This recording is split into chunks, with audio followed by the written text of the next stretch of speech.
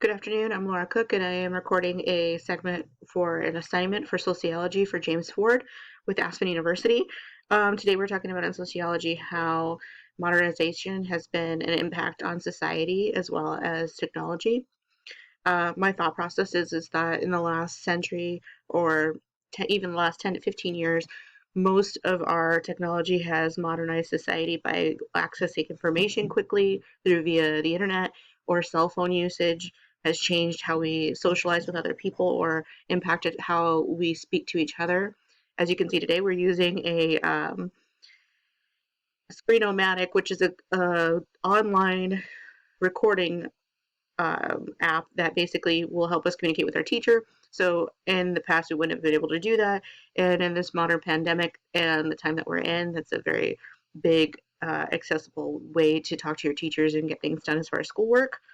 As far as unsocialized populations like third world countries and things, it's kind of brought them up to speed to see what's going on in the rest of the world, even though they're still not where other places are, as like the US and Canada. Their socialization has been changed due to the fact that they're able to see people in other countries. There's people that you can Skype, just like we're doing now in video chat. Information and meetings have changed because you can do it through via video chat or the internet. So it's had a great impact in helping everybody kind of get the same type of education, the same things, and communicate between each other. But it's also impacted us that our generation of children, mine in particular, I have teenagers, are less social of people because they can see what's going on in other people's lives without actually having to interact with them, as well as change the face of how they learn things and what they do with their technology. When I was a kid, we didn't have those abilities, so we could go to the neighbor's house and play, and we had to ask their parents and our parents and communicate some things to them in order to see our friends. Now they can just hop online and talk or do virtual gaming and things like that. So it's kind of a different era of play, I guess.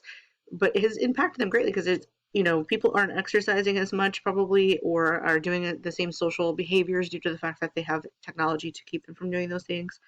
Um, as a society, I don't know that we've gotten any smarter because of it. It does have some downfalls. We are fall subject to things like predators online for children, fraudulent transactions that happen because people can scam other people's personal information over the internet, um, as well as cyber attacks or messing with the elections, things like that. So it kind of makes us vulnerable as well as it educates us or helps us. So there are some pros and cons in regards to that.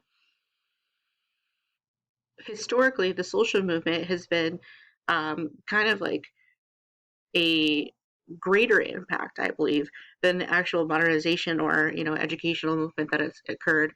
And the reason being is that we are able to, when we're voting or we're doing anything political, able to reach hundreds of thousands of people rather than going to door or campaigning in cities and having rallies and advertising people. They still do that, and the marketing portion of it is still occurring, but as far as how accessible people are and the difference between what happened in the past for different types of candidates that were running for political stature. They had to physically go in and actually talk to people. And now with these, they say grassroots movements where they're going from place to place, it is the same, but it's also highly accessible for others that don't have to come or want to spend the time sitting in large crowds and things like that. We're currently in the middle of a pandemic, as I mentioned before, so the environment and resources have changed as well. People are working online, so they're going to be less social.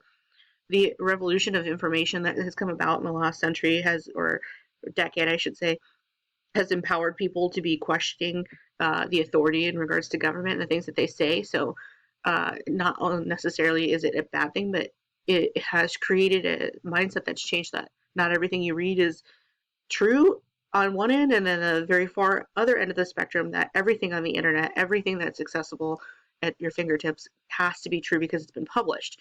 So, those two far extremes have caused a divide socially in, the United States, and I'm sure in every other country. Um, countries that are heavily religious and like the Middle East and things like that, then there are some controversies in regards to the teachings of their religion and the way they've ran society before and the oppression of women and how they are less liberated than other countries. I'm sure that's made a huge impact in the social spectrum for them, because there are people that are seeing other places and other practices and then contradicting what they've already done in their country for centuries. So it's kind of been, like I said before, a lot of the environmental um, aspects of it for a social life have changed. Now, as far as the effects on our physical environment, population, and innovation has always been, full steam ahead, like a silver bullet rushing through, the news and the media and how we do things and ever changing. How it's affected our physical environment. Like I said, people are probably less social, so mental health is kind of at risk because we're not forced to get out. We're very introverted, and during a pandemic, you really can't get out. So it's helpful, but it's also hindering in that aspect.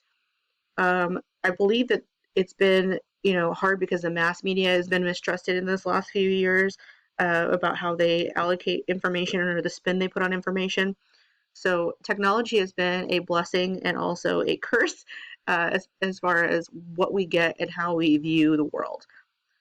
Thank you again. This is Laura Cook, and this is for James Ford Sociology class at Aspen University. Have a good day.